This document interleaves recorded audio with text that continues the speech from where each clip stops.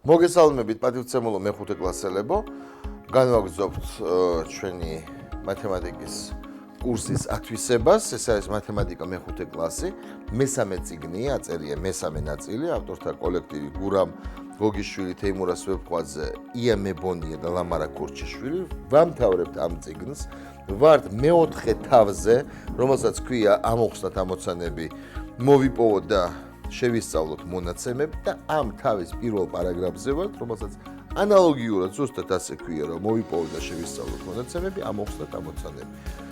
წინა ვიდეოში აი ამ თავს რაც შეეხება, ხო, ვართ 94 გვერდით, ჩვენ განვიხილეთ თეორიული ნაწილი იმისა, თუ რას წარმოადგენს მონაცემების შეგროვება, როგორ ხდება მონაცემების შეგროვება და ეხლა ვნახოთ ამოცანები, რომლებსაც ავტორები გვთავაზობენ ჯერ საკლასო სამუშაო სახით. დღეს ჩვენ გვაქვს ძირითადად თეორიული ნაწილი, ასე რომ დაფადიდად არ გვჭირდება. პირველი ამოცანა 95 გვერდზე ასეთია. მოიფიქრეთ კითხვები, რომლებსაც დაუსვამთ თანაკლასელებს საჭირო მონაცემების შესაგროვებლად.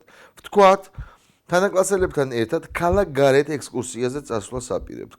გსურთ დაგეგმოთ ექსკურსიის მარშრუტი. შეარჩიეთ სასურველი დრო და ექსკურსიის ხანგრძლივობა. მეორე, იმართება შეჯიბრება სპორტის სხვადასხვა სახეობებში. საჭიროა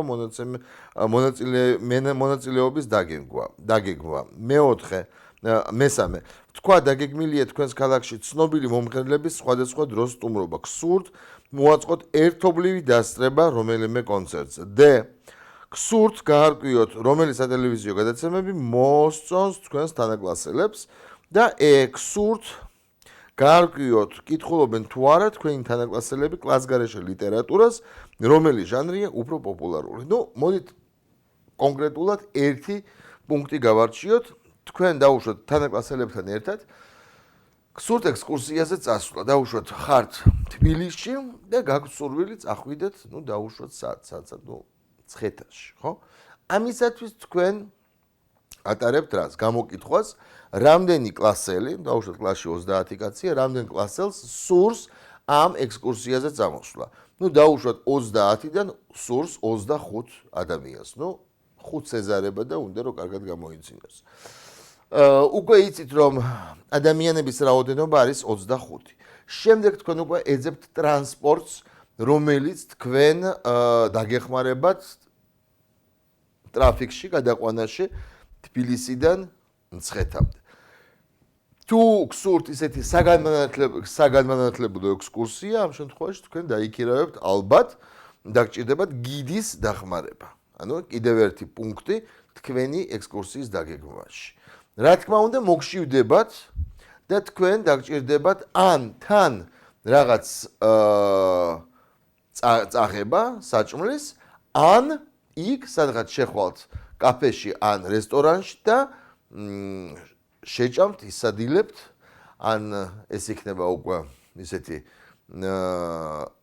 ვახშამი და მერე წამოხვალთ თბილისში. თბილისში უნდა იცოდეთ, რომელ საათზე ბრუნდებით ქალაქში, იმიტომ რომ ის ტრანსპორტი, რომელიც წამოგიყვანთ თქვენ მცხეთიდან, ის გაჩერდება, აქაც ორი ვარიანტია, ან გაჩერდება სადღაც, დაუშვათ დიდუბეში, ან ყველა მონაწილეს ამ ექსკურსიის დაარიგებს სახლებში. ან იქ დაგხვდებიან დაუშვათ მშობლები დიდუბის ავტოსადგურთან და მერე უკვე მშობლებთან ერთად წახვალთ თქვენ სახლში.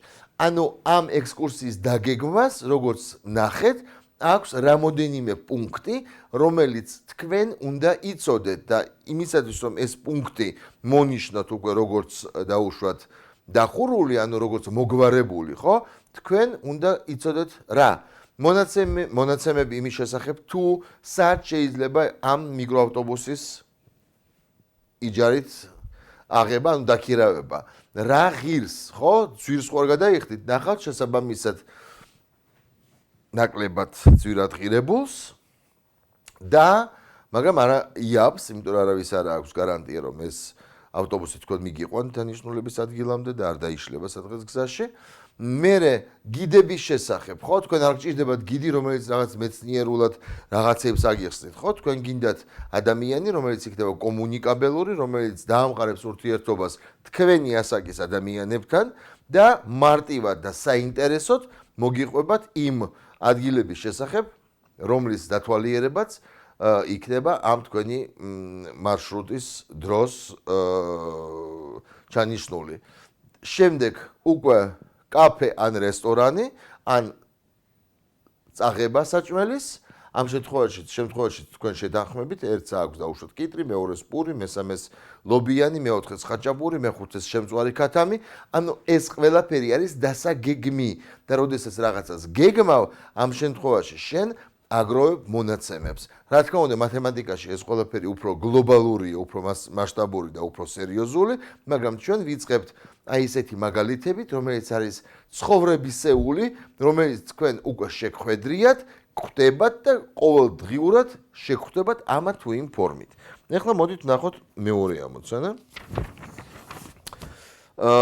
ეს არის გვერდი 86. ვთქვათ, გსურთ დაადგინოთ თქვენი კლასელებიდან რომელმა და რამდენად კარგად იცის ცურვა. შეარჩიეთ კითხვები.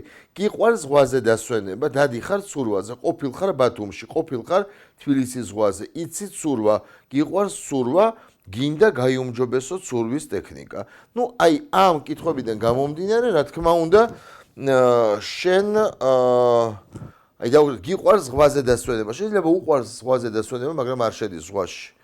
დადიხარ ცურვაზე, აი თუ უკვე დადის ცურვაზე, მაშინ უკვე შეიძლება იცოდეს კარგად ცურვა. ყოფილხარ ბათუმში და ყოფილხარ თბილისის ზღვაზე არაფერს არ გაძლევს, ხო? შეიძლება ბათუმში ვიყო და სულაც ყოველდღე გავატარო ბათუმის ბოტანიკურ ბაღში და საერთოდ ზღვასთან ახლოსაც არ მივიდე. იგივე ხდება თბილისის ზღვაზეც. თბილისის ზღვაში ცურვა საერთოდ ძალიან საშიშია, შეიძლება ახვიდე, მაგრამ იქ შესვლა არც არის რეკომენდებული. იცი ცურვა, რა თქმა უნდა, ეს საინტერესო კითხვაა და აქტუალური ამ შემთხვევაში. გიყვარს ცურვა, თუ უყვარს, ესე იგი რაღაც ფორმით იცის. გინდა გაიუმჯობესო ცურვის ტექნიკა, ესე იგი უკვე იცის რაღაც დონეზე ცურვა და მას აქვს სურვილი რომ გაიუმჯობესოს. ესე იგი რაღაც კითხვებია, რომლებიც გაძლევს საშუალებას რომ შეაგროვო და მოიპოვო ინფორმაცია ამა თუ იმ მოვლენის შესახებ და რაღაც კითხვებია, რომლებიც არაფერს არ გაძლევენ. ხო, დაუშვათ მე მაინტერესებს რომ დავადგინო, დაუშვათ ამ მანქანის დაუშვათ პარამეტრები, როგორ დადის ეს მანქანა, რაღაც კონკრეტული მანქანა თოვლში, ხო? მე ხო არ შევეკითხები, ხო, დაუშვათ ზაფხულში შენ ხშირად რეცხავ მანქანას? ნუ შეიძლება ზაფხულში ყოველდღე რეცხავს და ამ კითხვას არ აქვს არანაირი კავშირი დაუშვათ თოვლში ამ მანქანის სიარულის შესაძლებლობასთან. მაგრამ მე თუ დავსვი კითხვა დაუშვათ შენ იყავი თებერვალში ამ მანქანით გუდაურში, ხო? ეს ნიშნავს, რომ თებერვალში როგორც წესი გუდაურში არის თოვლი და თუ ახვედი გუდაურში და დღეს უკვე ხარ ჩემთან და მანქანა შენი დალეწილი არ არის, ესე იგი მანქანით იყო გუდაურში და ამ მანქანას შეუძლია თოვლში გადაადგილება. და მე უკვე უფრო სერიოზულ კითხვებს დაუსვავ დაუშვათ იმის შესახებ თუ როგორ მოიარა გუდაური, თოვლიანი გუდაური თებერვალში ამ მანქანით. მესამე ამოცანა შეარჩიეთ კითხვები, რომ დაადგინოთ რომელი სასწავლო საგანია ყველაზე პოპულარული და ყველაზე არაპოპულარული თქვენს თანატოლებს შორის.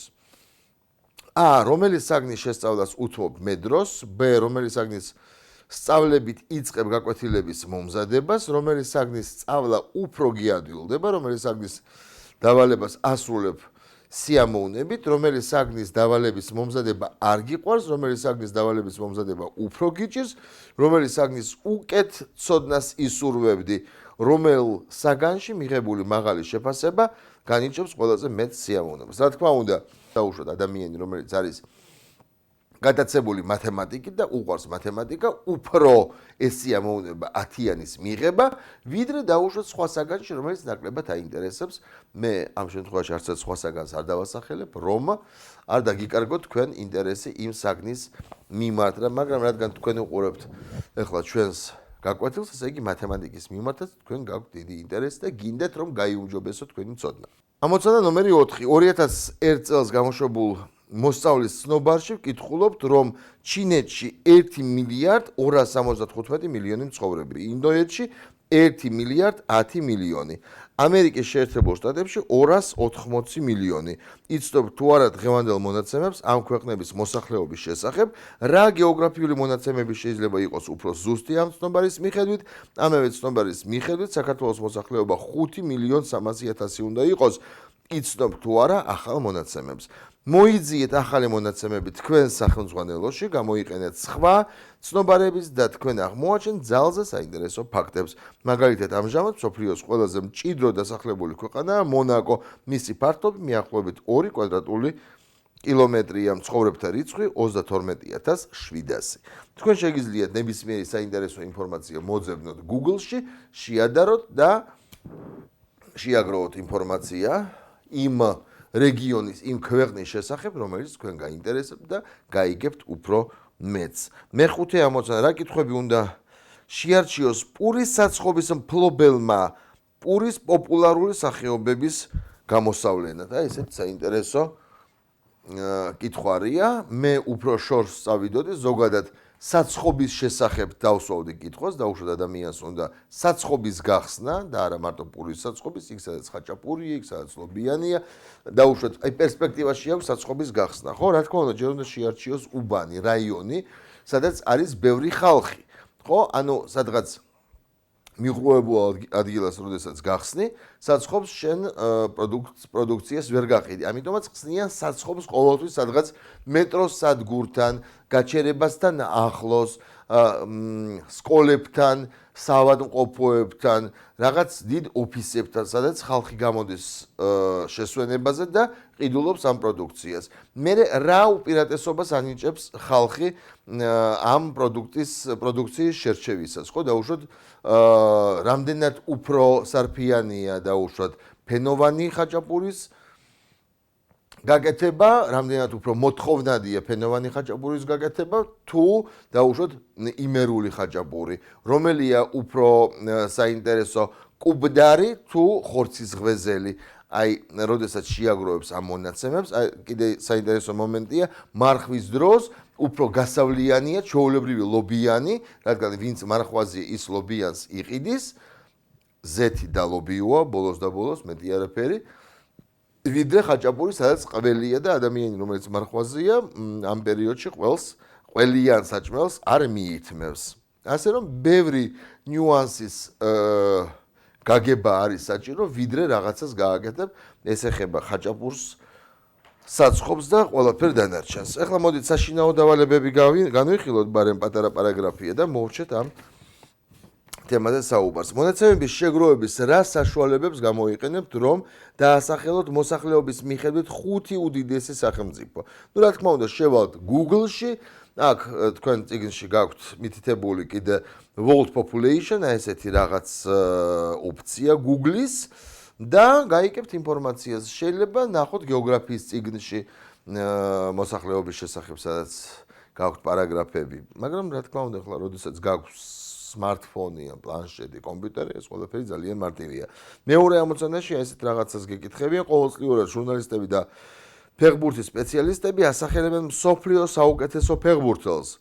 უფროსების გამოკითხვის საშუალებით იქნებ თქვენ ციცით, შეაგროვეთ მონაცემები 2016 და 2017 წლების ასეთი გამოკითხვებისა და მათი შედარების შესახებ. ჩაატარეთ ანალოგიური გამოკითხვა თქვენს თანატოლებში, რა კითხვებს შეარჩევთ ასეთი გამოკითხვისას, ხომ არ დაუკავშირდებით ამ გამოკითხვას აღნიშნული თემისადმი თანატოლების დაინტერესების გამოკვლევასაც. ნუ რა თქმა უნდა, დაუშვათ აი ბიჭები ფეხბურთელების შესახებ და ფეხბურთის შესახებ უფრო მეტ ინფორმაციას ფლობენ როგორც წესი, ვიდრე გოგონები. ნუ ვიღაცა არის კომაგი ერთი გუნდის, ვიღაცა სხვა გუნდის და ზოგადად რაც შეეხება ფეხბურთს და ფეხბურთელებს, დღეს ძალიან ბევრი ინფორმაცია არსებობს ინტერნეტში, ზოგი თქვენგანი ალბათ საფეხბურთო მატჩებსაც უყურებს და ზუსტად იცის, რომელი ფეხბურთელი რეიტინგში რომელ ადგილზე არის. მესამე ამოცანა, ვთქვათ, ოჯახში მიმდინარეობს მსჯელობა ზაფხულში დასვენების ადგილის შერჩევის შესახებ, შეადგინეთ შესაბამისი კითხვარი ოჯახის წევრთა გამოსაკითხავად დასვენების ადგილის, დროისა და ხანგრძლივობის შესახებ მონაცემების შესაგროვებლად. ნუ ალბათ მსგავსი რამ ხდება თქვენს ოჯახში. ყოველთვის, როდესაც მოდის ზაფხული, შესაძლებელია ზამთრის ადადაგების დროსაც, ანუ არ დადაგებამდე, რა თქმა უნდა, ანუ თქვენ გეგმავთ იმ ოპტიმალურ დროს, როდესაც თქვენ აპირებთ დასასვენებლად წასვლას, დაუშვათ ჯერ თქვენ მიდიხართ ბებია ბაბუასთან სოფელში, და თქვენი მშობლები ჯერ მუშაობენ, მერე უკვე მშობლებიც იღებენ შვებულებას. რა თქმა უნდა, ერთმანეთსაც უთანხმებენ, როდის შეუძლია დედას დაუშვათ შვებულების აღება, როდის შეუძლია მამას, დაუშვათ ყველას აქვს მამას და დედასაც 20-20 დღე ოღონდ სხვადასხვა პერიოდში, ისე ემთხვევა, რომ 15 დღე ემთხვევა ერთმანეთს, ამიტომაც იმ 15 დღით თქვენთან ერთად მთელი ოჯახი მიდის დაუშვათ ზღვაზე. და რა თქმა უნდა, შვებულების დაგეგმვა ეს არის საერთოდ დღევანდელ ცხოვრებაში მთელი მეცნიერება, ხო? ანუ ყველა ცდილობს, რომ ის პერიოდი, რომელიც უნდა გაატაროს ოჯახთან ერთად, გაატაროს მაქსიმალურად საინტერესოდ, მაქსიმალურად დაისვენოს და ბევრი პოზიტიური ემოცია მიიღოს. ანუ უნდა კონდეს არჩევანი კარგი ბინის, ხო, რომელსაც იქირავებთ, ან სასტუმრო კომპლექსის, ან დასასვენებელი სახლის, ამ ადგილმდებარეობის არჩევისას ყურადღება ეთმობა რამოდენიმე მომენტს, მაგალითად ზღვასთან ახლოს, ან ახლობლებთან ახლოს, დაუშვათ თქვენი მშობლების მეგობრებიც მოდიან, ანუ ერთად რომ იყოთ, ან დაუშვათ ისეთ უბანში, რომელიც წყნარია, დაუშვათ ქობულეთში, ხო, გარეთ კაფეები, ხო, იქ ხმაურია, ბევრს არ უნდა. ესეც მონაცემია, ხო, რა არის იმ ადგილთან ახლოს, სადაც თქვენ უნდა გაჩერდეთ.